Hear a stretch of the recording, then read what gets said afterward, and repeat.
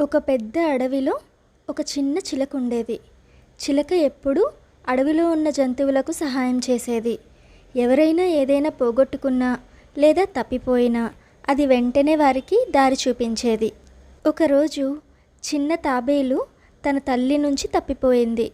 ఆ తాబేలును చూసిన చిలక వెంటనే అది తప్పిపోయిందని అర్థం చేసుకుంది. అప్పుడు ఆ చిలక ఆ తాబేలుకు తన తల్లి తాబేలును కనిపెట్టడానికి సహాయం చేసింది. అడవంతా తిరుగుతుండగా చిలుకకు తల్లి తాబేలు కనిపించింది. వెంటనే చిన్న తాబేలుని తన తల్లి తాబేలు దగ్గరకు తీసుకుని వెళ్ళింది. ఆ పిల్ల తాబేలు ఆనందంతో తిరిగి తన తల్లిని కలిసింది. తల్లి తాబేలు పిల్ల తాబేలు రెండూ చిలక చేసిన సహాయానికి కృతజ్ఞత చెప్పాయి. తాబేలు తన కుటుంబంతో సంతోషంగా జీవించింది. అడవిలోని జంతువులు చిలుక చేసిన పనిని పొగడసాగాయి. తర్వాత ఆ చిలుక ఒక మధురమైన పాట పాడింది.